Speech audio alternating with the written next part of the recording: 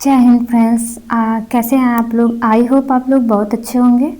तो आज हम डिस्कस करने वाले हैं नेक्स्ट चैप्टर, जो हमारा 5th चैप्टर रहेगा एमएसन्स का, nursing management of the patient with disorders of digestive system. Digestive system में जो हमारे खाने की जो नली होती है माउथ टू एनस, उसमें कौन कौन सी डिजीजेस कंडीशंस आती हैं। इसमें इसमें क्या होता है कि टॉपिक बाय टॉपिक हम सारा डिस्कस करेंगे। एंड फर्स्ट टॉपिक इसमें रहेगा हमारा जीआई ब्लीडिंग। हमारे जो जीआई गैस्ट्रो इंटेस्टाइनल ट्रैक है उसमें ब्लीडिंग कैसे हो रही है और कहाँ हो रही है, कितने टाइप्स की हैं, उसके बारे में डिस्कस करेंगे। तो लेट्स स्टार्ट द वीडियो। ये टॉपिक पेपर के लिए बहुत मोस्ट इम्पोर्टेंट रहेगा, क्योंकि पेपर में क्या होता है कि हम लोग हार्ड जो होते हैं क्वेश्चन आंसर्स डील कर लेते हैं, ठीक है, हम उस पर अप्लाइड कर देते हैं। जो नॉर्मल क्वेश्चन होती है उनको छोड़ देते हैं, उनके बारे में कॉन्सेप्ट क्लियर नहीं करते हैं, जिसके वजह से क्या होता है कि पेपर में प्रॉब्लम क्रिएट हो सकती है। ठीक है, ये टॉपिक बहुत इंपॉर्टेंट हेल्पफुल रहेगी आप सबके लिए। तो let's start the video. First one होता है इंट्रोडक्शन। हम क्या होता है कि नॉर्मली पहले एनाटॉमी एंड फिजियोलॉजी में हमने अच्छे से पढ़ा है जीआई सिस्टम्स को, जो खाने की नली होती है, खाद्य नली को अच्छे से पढ़ा है, पूरा anus to mouth to anus, ठीक है। तो उसमें डीपली हमने पढ़ा है, लेकिन इसमें मोटा मोटा हम समझ लेते हैं। पहले इंट्रोडक्शंस देख लेते हैं, उसके बाद नॉर्मल एनाटॉमी एंड फिजियोलॉजी देखेंगे, उसके बाद आगे चढ़ेंगे डिफिनीशंस की तरफ, ठीक है। तो फर्स्ट वन इंट्रोडक्शन क्या होता है। GI bleeding is the any bleedings that occurring with digestive track. जो जीआई जो गैस्ट्रोइंटेस्टाइनल ब्लीडिंग है वो कहीं भी हो सकती है, माउथ टू एनस। अब हम एनाटॉमी एंड फिजियोलॉजी के साथ चलेंगे। जैसे ये माउथ हो गया, ठीक है, माउथ टू एनस, ये हमारा स्टमक हो गया, फिर स्मॉल इंटेस्टाइन इधर रहता है और लार्ज इंटेस्टाइन इधर हो गया, ठीक है। ये क्या होता है कि यहाँ पे प्रेजेंट होती है हमारा पैंक्रियाज प्रेजेंट होता है, गॉल ब्लैडर प्रेजेंट होता है, लीवर प्रेजेंट होता है। ओके, हम डायग्राम अच्छे से अभी प्रिपेयर करेंगे। तो फर्स्ट वन ये हमारा नॉर्मल एनाटॉमी, ठीक है, स्ट्रक्चर्स हो गया। अब फंक्शंस कैसे करता है, तो ये जो होता है कि हमारा जब फूड को हम इनहेल करते हैं, तो ये पचते पचते क्या होता है कि ये ट्रांसमिट होता है ईसोफेगस के थ्रू, स्टमक में जाता है। स्टमक में थ्रू उसमें क्या होता है कि ब्रेक डाउन होता है और ग्लाइकोलाइसिस वगैरह का जो प्रोसेस होता है, ग्लाइकोलाइसिस जो होता है, कार्बोहाइड्रेट ग्लूकोज वगैरह टूटते हैं, फिर एनर्जी में कन्वर्ट होते हैं, ठीक है। ये क्या होता है कि स्मॉल इंटेस्टाइन में ये प्रोसेस वगैरह चलती है, ठीक है। तो स्टमक से पचते हुए, या बोल सकते हैं स्टमक से डाइजेशन होते हुए, ब्रोकन डाउन होते हुए क्या होता है कि एनस के थ्रू जो स्टूल्स होते हैं, या बोल सकते हैं कि वेस्ट प्रोडक्ट्स होते हैं, वो बाहर निकल जाते हैं, ठीक है। तो ये होता है कि नॉर्मल मोटा मोटा structures and anatomy and physiology, ठीक है। तो इसमें क्या हो रहा है कि जो हमारा ब्लीडिंग की कहाँ पे हो रही है, तो पूरे एनस, माउथ टू लेके एनस तक, ठीक है, रेक्टल तक, वहाँ पर कहीं पर भी, वहाँ से लेके माउथ से लेके oesophagus, stomach, small intestine, large intestines, anus, rectals, वहाँ से लेके यहाँ तक क्या हो रहा है कि कहीं पर भी ब्लीडिंग हो सकती है, या ये जीआई ट्रैक में कहीं पे भी क्या होता है कि हेमरेज हो सकता है, ठीक है। From the mouth to anus क्या होता है कि माउथ टू एनस कहीं पर भी हो सकता है, ठीक है। It can range for the mid to severe, may be caused by the various conditions and disease symptoms, so vomitings with the blood and stool with the blood। तो क्या इसमें क्या बताया गया है कि फर्स्ट वन देखिए कि जो मॉइल्ड, ये तो एक बोल सकते हैं कि ये क्रोनिक भी कंडीशंस आ सकती है, मिल्ड कंडीशंस भी आ सकती है, सिवियर कंडीशंस में भी हो सकते हैं, ठीक है। तो ये क्या होता है कि क्रोनिक मतलब होता है कि ज़्यादा से ज़्यादा ब्लीडिंग होगा ना, लाइफ थ्रेटनिंग कंडीशंस भी हो सकती है इसमें, जैसे कि सर्जरी वगैरह का नौबत भी आ सकता है, जैसे कि स्टमकटॉमी, गैस्ट्रिक को क्या होता है कि जो नली होती है इंटेस्टाइन्स की, उसको कट करके निकालने की भी प्रोसेस आ जाती है। और स्टमक, ये ऐसा भी अल्सर ब्लीडिंग्स वगैरह हो जाते हैं, पूरे वहाँ के टिश्यूज एंड टिश्यू सेल्स जो होते हैं वो डैमेज एंड नक्रोसिस हो जाते हैं। तो क्या होता है कि कभी हमने देखा है कि जो स्टमक के बाहर जो इंटेस्टाइन होता है, स्टमक के बाहर जो वेस्ट प्रोडक्ट होती है वहाँ पे थैली लगी होती है, ठीक है। ये हम अच्छे से डिस्कस करेंगे। ये प्रोसीजर्स है, और बोल सकते हैं कि ये क्या होता है कि सर्जरी होती है कि जो फीकल मटेरियल्स होते हैं इस थैली में ना कि एनस की तरफ से इस थैली में क्या होता है कि फुलफिल होते हैं, वेस्ट हो जाते हैं, ठीक है, वेस्ट यहाँ से निकलते हैं एब्डोमिनल से। इसको आगे डिस्कस करेंगे अच्छे से, लेकिन ऐसा कंडीशंस आता है इसलिए बताया हमने। ठीक है, ये कंडीशंस जो होती है वो कैसे आ जाती है किसी भी डिजीज सिम्टम्स किसी भी कंडीशंस में, जैसे कि हमारा स्टमक जो होता है, स्टमक टू बोल सकते हैं, जीआई ट्रैक्ट पूरा, उसमें कैंसर्स का फॉर्म हो गया है, अगर चोट लगने की वजह से उसमें हैमरेज हो गया है हमारे जीआई सिस्टम्स में, अगर हमने ऐसा कोई फूड खा लिया, शार्प फूड खा लिया, शार्प चीज़ खा लिया है, या जैसे ग्लास कांचेज की चीज़ें खा लिया, वो भी तो जाके इंजरी कॉज करेंगी, उसके वजह से भी हो सकता है जीआई ब्लीडिंग्स। तो ये क्यों कैसे होता है आगे हम इसके कॉजेस के बारे में देखेंगे। तो फर्स्ट हम देखते हैं सिम्टम्स, इसमें कौन कौन से होते हैं। तो मोस्ट इम्पॉर्टेंट जो सिम्टम्स होती है तो वो वोमिटिंग के साथ क्या होता है कि जब जो पर्सन होता है उसे हेमरेज हुआ है, वो सब गैस्ट्रिक अल्सर्स वगैरह हुए हैं, इस कंडीशंस में क्या होता है कि माउथ जब वोमिटिंग करता है तो उसके साथ ब्लीडिंग्स के प्रॉब्लम्स क्रिएट होते हैं, वो देखने को मिलते हैं। एंड स्टमक में क्या होता है कि जब स्टूल वो पास करता है तो स्टूल के साथ क्या होता है कि ब्लीडिंग का देखने को मिलता है। ठीक है, तो ये कंडीशंस होती है हमारे गैस्ट्रोइंटेस्टाइनल ब्लीडिंग की। ठीक है, नेक्स्ट वन होता है कि डिफिनीशंस को देख लेते हैं मोटा मोटा। डिफिनीशंस क्या है, GI bleeding also known as the gastrointestinal haemorrhage. GI bleeding को ही गैस्ट्रोइंटेस्टाइनल हैमरेज कहते हैं। ठीक है, it's all form of the bleeding in the gastrointestinal tract mouth to rectum. ये भी क्या होता है कि ये फॉर्म हो सकते हैं, कहाँ से कहाँ तक हो सकते हैं, तो माउथ टू रेक्टम तक हो सकते हैं। ठीक है, इस माउथ टू रेक्टम की जो एरिया है, ठीक है, ये लगभग जो होती है कि 14 सेंटीमीटर्स की एरिया पूरी होती है ऊपर से नीचे तक। तो क्या होता है कि इस कंडीशंस में जो माउथ रेक्टम की पूरी पाथवे जो है, उस पाथवे में कहीं भी ब्लीडिंग हो सकता है, कहीं भी हैमरेज हो सकता है, हैमरेज की वजह से ब्लीडिंग, या एक ही बोल सकते हैं कि हैमरेज अल्सर वगैरह हो सकते हैं। ठीक है, तो ये कंडीशंस मोस्टली अल्सर जो होता है कि वो स्टमक में कॉज करता है। ये क्यों कॉज करता है, तो क्या होता है कि जो हमारे स्टमक में जो भी एसिड का प्रोडक्शन हो रहा है, अगर स्टमक में कहीं चोट लग गई है, ठीक है, वो हमने कोई तीखा वगैरह खा लिया है, ज़्यादा छाला पड़ गया है स्टमक में, तो वो एसिड क्या करती है, उसे ट्रिगर्ड करने लगती है, ट्रिगर्ड करके पोर कर देती है, हैमरेज कर देती है, या बोल सकते हैं परफोरेशन कर देती है, जिसकी वजह से ये कंडीशंस भी देखने को मिलते हैं। ठीक है, तो नेक्स्ट देख लेते हैं हम कॉजेज, क्या क्या कॉजेज हो सकते हैं कि जीआई में ब्लीडिंग हो सके, या बोल सकते होता है, या बोल सकते हैं गैस्ट्रोइंटेस्टाइनल में ब्लीडिंग क्या क्या कंडीशंस होती हैं कि हो सकता है। ठीक है, तो पैप्टिक अल्सर हमने अभी बताया कि जो स्टमक में जो एसिड का प्रोडक्शन हो रहा है, अगर किसी वजह हमने क्या हुआ कि कोई ऐसी चीज़ कोई इंजरी हो गई, इन्फ्लामेशन हो गया इसके दीवार में, स्टमक के दीवार में, तो जो म्यूकस होगा, ठीक है, जो म्यूकस होगा उसका प्रोडक्शन होने लगेगा कि म्यूकस पूरा घेर लेगा कि ये ट्रीट हो जाए, फिर क्या होता है कि फिर से पुनः फंक्शंस करना स्टार्ट कर दे इस लेयर को, इस दीवार को। लेकिन तो म्यूकस जैसे ही प्रोडक्शन करती है, एसिड का भी तो प्रोडक्शन हो रहा है स्टमक में, ग्लाइकोलाइसिस या ब्रोकन डाउन करने के लिए, फूड को ब्रोकन डाउन करने के लिए। तो ये जो एसिड्स होती है, अगर फर्स्ट वाली दीवार जो होती है वो टूट गई किसी कारण, इन्फ्लेमेशन के कारण, या हमने कोई ऐसा फूड मटेरियल्स ले लिया है कि वहाँ पे अल्टर्ड कर दिया है, ये दीवार ब्रोकन हो गई है, तो क्या होगा कि ये जो एसिड्स होंगे उस पर अल्टर्ड करेंगे, अल्टर्ड करके क्या होंगे कि छाले नुमा बना लेंगे, तो उसी को कहते हैं अल्सर, ब्लीडिंग्स वगैरह सब होंगी इसमें कंडीशंस में।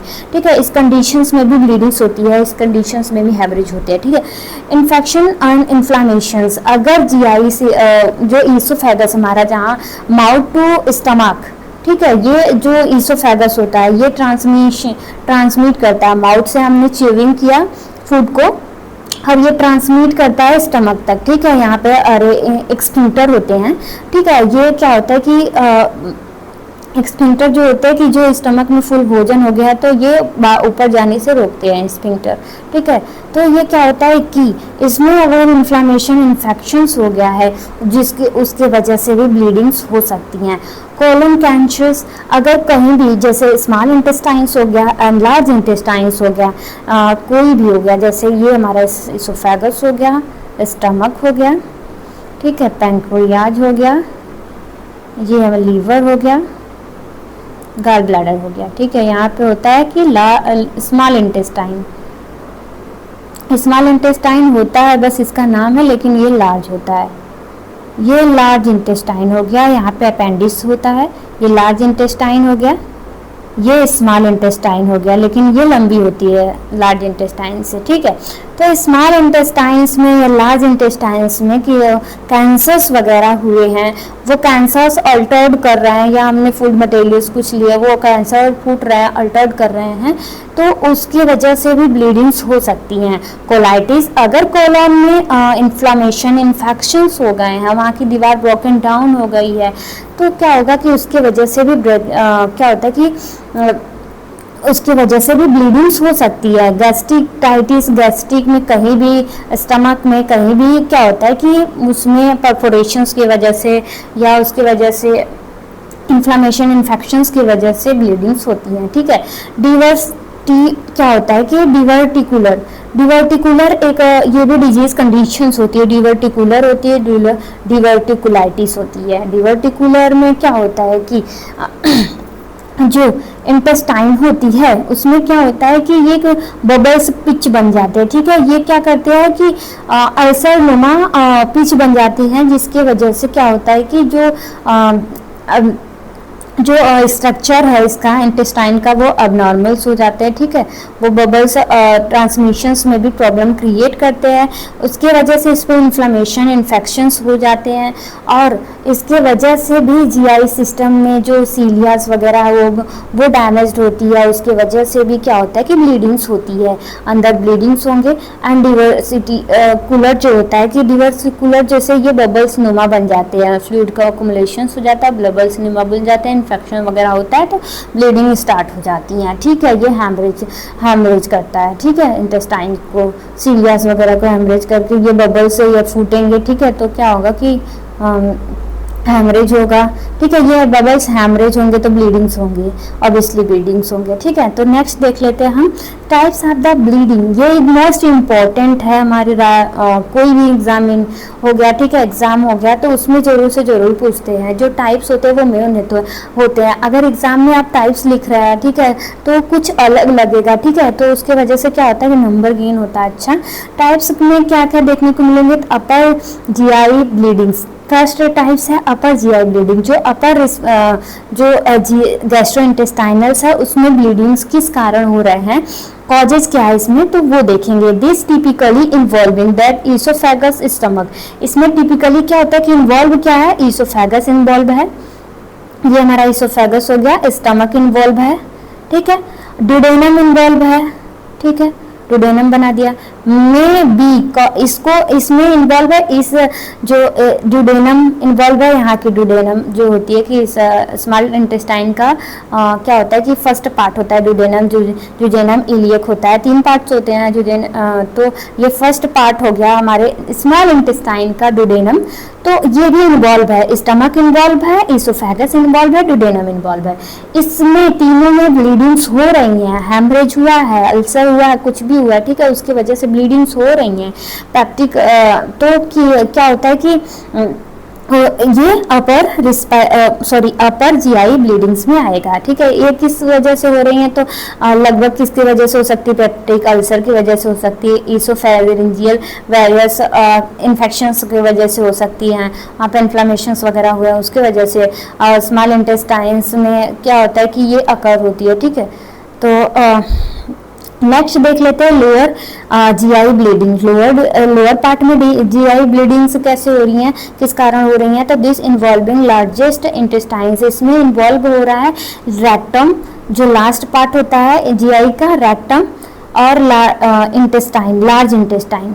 यहाँ पे होता है ना रेक्टम, ये लार्ज इंटेस्टाइन हो रहा है, यहाँ पे स्मॉल इंटेस्टाइन इतने प्रेजेंट है, यहाँ पे हमने बताया अभी क्या प्रेजेंट होती है,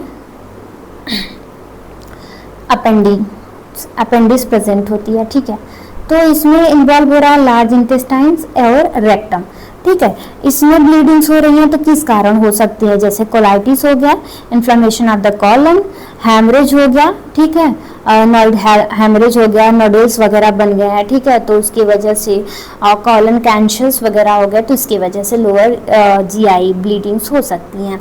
नेक्स्ट वन होता है, थर्ड वन होता है, ठीक है, तो फ्रैंक जीआई ब्लीडिंग, ठीक है। फ्रैंक जीआई ब्लीडिंग में active the bleeding train that can be the easily seen vomiting blood, ठीक है। फ्रैंक में क्या होता है कि इजीली जब वोमिटिंग कर रहा है पेशेंट या स्टूल पास कर रहा है, उसमें इजीली सीन हो जाती है कि ब्लीडिंग हो रही है, ठीक है।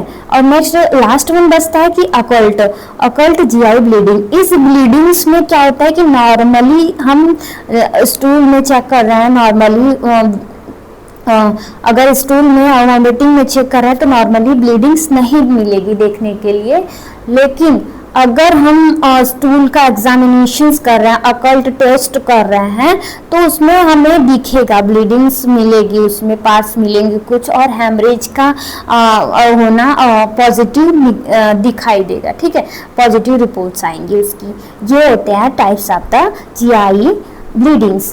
नेक्स्ट देख लेते हैं pathophysiology. It is most important part of pathophysiology. अगर आप पेपर में लिख रहे हैं तो पैथोफिजियोलॉजी लिखेंगे तो क्या होता है कि नंबर गेन नहीं होता, क्योंकि ये हमें पता चलता है कि कैसे रहा है, जो कॉजेज है या बोल सकते हैं डिजीजेज है तो कैसे कॉज कर रहे हैं वो देख सकते हैं इस पे पूरे पैथोफिजियोलॉजी में। फर्स्ट वन होता है कि due to etiology, everything are etiology की जितने इटियोलॉजी है, जैसे अल्सर हो गया, इन्फेक्शंस, इन्फ्लामेशन हो गया, कैंसर हो गया, कोलाइटिस हो गया, और डिवर्टिकुलर जो हमने बताया वो हो गया, ठीक है, एवरीथिंग आर। तो ये क्या होता है कि इसमें क्या होता है कि कोई भी ले लीजिए इटियोलॉजी, फिर उसके बाद क्या होगा कि जो हमारा म्यूकस बैरियर ब्रेक डाउन हो जाएगा, ठीक है। जब कोई भी अटैक कर रहा है, ठीक है, अल्सर वगैरह हो गया, अटैक किया, ये पार्ट्स में अटैक किया, ठीक है, हमारा जो स्टमक का इनर पार्ट्स होता है, इनर लेयर होता है, ठीक है, इनर लेयर जो प्रोटेक्टिव लेयर होता है, इस जो एसिड्स वगैरह को घुसने नहीं देता है, ये प्रोटेक्टिव लेयर्स होते हैं, अफेक्ट नहीं करने देते हैं बॉडी में, बॉडी के अदर से इसके लेयर्स को अफेक्ट नहीं करने देते। तो ये फर्स्ट वन तो पहले हेमरेज वगैरह हो गया तो पहले अगर कोई भी इंजरीज वगैरह हुई है, इंजरी की वजह से शार्प चीज़ हमने ले लिया, ठीक है, उसकी वजह से अगर हमने फूड मटेरियल्स ऐसे खाए हैं कि जिसकी वजह से अल्सर कॉज करें, अगर ये किसी भी कारण हमने बताया ड्यू टू इटियोलॉजी, ये पहले तो ये ब्लॉक होगा, ठीक है, जो प्रोटेक्ट कर रहा है पूरे अदर्स लेयर्स को, ये पहले टूटेगा, ये ब्लॉक होगा। तो उसके बाद क्या होगा, जब ब्लॉक हो जाएगा तो ऑब्वियसली यहाँ पे क्या होंगे कि इन्फ्लामेशन स्टार्ट होंगे, हमारे फॉर्जन पार्टिकल्स वगैरह की जो होंगे, वहाँ के फॉर्जन पार्टिकल्स वगैरह आएंगे तो हमारी एंटीबॉडी भी आएगी, और म्यूकस का प्रोडक्शंस भी होगा कि मैं बचा लूँ अपने लेयर को, ये ट्रीट हो जाए ताकि एसिड्स वगैरह इस पर अटैक ना कर पाए, ये घाव बढ़े ना, ठीक है, ये वाली कंडीशंस आती हैं। अगर ये ऐसा कंडीशंस हुआ, ठीक है, फिर भी एसिड क्या हुआ, अटैक करने जा रहा है, जो म्यूकस है वो प्रोटेक्ट नहीं कर पा रहा है, तो वहाँ पे क्या होगा कि वहाँ पे परफोरेशंस देखने को मिलेगी, अल्सर देखने को मिलेगा। फिर उसके बाद क्या होगा कि वहीं पे, ठीक है, कि जो हमारा लीवर होगा, लीवर का जो पोर्टल वेन होता है, पोर्टल वेन जो उसका जो क्या होता है कि हाइपरटेंशन कॉज करेगा। क्यों हाइपरटेंशन कॉज कर रहा है, क्योंकि वेन जो आर्टरी हो रही है वो ब्लॉक्ड हो रही है, हेमरेज हो रहा है, उसका ब्रोकन डाउन हो रहा है, तो उसकी वजह से जो प्रेशर है हमारे लीवर का प्रेशर है वो बढ़ जाएगा, ठीक है, वो बढ़ जाएगा। प्रेशर बढ़ने के बाद क्या होगा कि यहाँ पे इन्फ्लामेशंस वगैरह हो रही हैं, ठीक है, इन्फ्लामेशंस होंगी, फिर क्या होगा कि प्रेशर बढ़ेगा तो ब्लीडिंग पास नहीं होगी, वहाँ पे प्रेशर बढ़ते वक्त ब्लीडिंग स्टार्ट हो जाएगी, ब्लड सोचेगा कि कहाँ से निकलें, फिर जहाँ से परफोरेशंस हुआ है, अल्सर्स हुआ है, वहीं से स्टार्ट हो जाएगा निकलना। फिर उसके बाद क्या होगा कि जीआई ब्लीडिंग्स होगा। ये एकदम नॉर्मली होगा हमारा पैथोफिजियोलॉजी, लेकिन समझ में आया तो एक बार फिर से बता दें कि ड्यू टू इटियोलॉजी, कोई भी इटियोलॉजी ले रहे हैं, ये पहले स्टमक के बैरियर को तोड़ रही है, जो कि प्रोटेक्ट करती है पूरे होल स्टमक ऑर्गन को, ठीक है, लेयर को प्रोटेक्ट कर रही है, उसको तो जाके ब्रोकन डाउन कर रही है, अल्टर्ड कर रही है, जो अल्टर्ड करने के बाद जो म्यूकस होगा वहाँ का प्रोडक्शन होगा म्यूकस का, ठीक है, म्यूकस प्रोडक्ट नहीं उसको प्रोटेक्ट नहीं कर पाएगा, क्योंकि जो एसिड्स वगैरह है वो भी तो प्रोड्यूस हो रहे हैं स्टमक में ब्रोकन डाउन करने के लिए, वो स्किन को ब्रोकन डाउन करेंगे तो वहाँ की ब्लड वेसल्स भी ब्रोकन डाउन होगी, जिसकी वजह से पोर्टल हाइपरटेंशन कॉज करेगा। ठीक है, हाइपरटेंशन इसलिए कॉज कर रहा है, ब्रोकन डाउन हो रही है ब्लड, सोचेगा कि कहाँ से निकले। ठीक है, तो उसमें क्या होगा कि फिर इन्फ्लेमेशन वगैरह होंगे, फिर ब्लीडिंग्स वगैरह स्टार्ट हो जाएगी। ठीक है, ये कंडीशंस होती है पैथोफिजियोलॉजी में। नेक्स्ट देख ले, ये प्रोसेस होने के बाद क्या होगा कि साइन सिम्टम्स कॉज करेंगे। तो first one sign symptom is the most important sign symptoms, vomiting with the blood के साथ वॉमिटिंग होना, कॉफिंग होना, और कॉफिंग इसलिए हो रहा है, ठीक है, क्योंकि अल्टर्ड कर रहे हैं, ठीक है, ऑर्गन को अल्टर्ड कर रहे हैं, प्रेशर्स, ब्लड प्रेशर्स भी बढ़ रहे हैं। ठीक है, इसमें क्रिएट होंगे तो कफिंग्स वगैरह भी स्टार्टेड हो जाएंगी। ठीक है, जिसके वोमिटिंग होगा तो डिहाइड्रेशन, हमारी बॉडी डिहाइड्रेट हो जाएगी, डिजनेस होगा, चक्कर वक्कर आएंगे। ठीक है, वीकनेस फील होगा। ठीक है, और क्या होगा कि ब्रोकन जो स्टूल पास करेगा, पेशेंट जो स्टूल पास करेगा वो ब्लैक्ड होगा एकदम, उसके साथ भी ब्लड आएगा, ब्लैक्ड ब्लड आएगा, और क्या होगा कि कॉज करेगा यशोबी मतलब शॉर्टनेस ऑफ ब्रीथिंग कॉज करेगा, और क्रैम्पिंग होगी, क्रैम्पिंग पे जो हमारा एब्डोमिनल होगा मोड़ के क्या बोलते हैं कि पेन होगा। ठीक है, ऐसे होगा पेन, डायरिया वगैरह होंगी, जिसकी वजह से हमारी बॉडी डिहाइड्रेट हो जाएंगी, वो और भी फीवर्स वगैरह इसी में कॉज कर देंगे। अगर इन्फ्लेमेशन इन्फेक्शंस हुए हैं तो ढेर सारे इसमें other sign symptoms so start हो जाने लगने हैं, क्योंकि ये वो मोस्ट इम्पॉर्टेंट साइन सिम्टम्स इसके हैं। और अदर साइन सिम्टम्स जैसे कि उसका पेन होगा, ठीक है, पेन हो रहा है और इन्फ्लेमेशन हो रहा है तो फीवर से होंगे, हेडेक होगा, ये सब होंगे, चिल्स वगैरह पेशेंट को होगा। ठीक है, नेक्स्ट देख लेते हैं कि डायग्नोसिस हम क्या क्या करेंगे अगर पेशेंट हमें साइन सिम्टम्स बता रहा है कि माउथ के साथ जब हम वोमिटिंग कर रहे हैं उसके साथ ब्लीडिंग्स वगैरह हो रही हैं। ठीक है, तो ये कंडीशंस में हम क्या क्या कर सकते हैं, पूरे साइन सिम्टम्स को एनालाइज करेंगे। फर्स्ट वन हिस्ट्री कलेक्शन करेंगे कि पेशेंट को आगे क्या हुआ था, किसका मेडिसिन ले रहा है, क्या खाया था, क्या नहीं खाया था। फिजिकल एग्जामिनेशंस करेंगे कि उसका चेस्ट पेन हो रहा है या सोबी हो रही है, उसको देखेंगे, और स्टूल पास या वोमिटिंग कर रहा है तो उसमें ब्लड आ रहा है कि नहीं आ रहा है वो उसको देखेंगे। ठीक है, एवरीथिंग आर। और नेक्स्ट हम देख लेते हैं मोस्ट इंपॉर्टेंट ब्लड टेस्ट करेंगे। ब्लड टेस्ट में ये देखेंगे कि इन्फेक्शंस की बैक्टीरिया वगैरह की वजह से तो नहीं हो रहा है, बैक्टीरिया की वजह से हुए हैं। ठीक है, तो उसका जब हुआ है उसी की वजह से तो उसका एंटीडोट भी दिया जाएगा। ठीक है, उसके तो फिर क्या होता है next imaging test. Imaging test से इसलिए करेंगे एक्सरे, सिटी स्कैन वगैरह कि किस जगह हैमरेज हुआ है और कितना हैमरेज हुआ है। ठीक है, तो उस वेसल्स वगैरह कितने डैमेज वगैरह हुए हैं तो उसको देखेंगे। ठीक है, और नेक्स्ट देखेंगे angiography. Angiography is the most important diagnosis, क्योंकि ये एंजियोग्राफी 2 टाइप्स की देखेंगे। पहला पस एंजियोग्राफी फर्स्ट क्या होता है कि एक ही टाइप का होता है, सॉरी, आइडेंटिफिकेशन करते हैं ब्लड वेसल्स कहाँ ब्रोकन हुए हैं। ठीक है, ट्रीट उसको करने के लिए, देखने के लिए कहाँ पे है, और हम इंजेक्ट करते हैं डाई थ्रू द कैथोटर, तो डाई के थ्रू पता चलता है कि कहाँ पे ब्लीडिंग हुआ है या बोल सकते हैं कहाँ पे हैमरेज हुआ है। ठीक है, तो नेक्स्ट देख लेते हैं कैप्सूल्स एंडोस्कोपी, ये भी डायग्नोसिस में आएगा। कैप्सूल एंडोस्कोपी ये क्या होता है कि इसमें कैमरे वैमरे लगे होते हैं। ठीक है, ये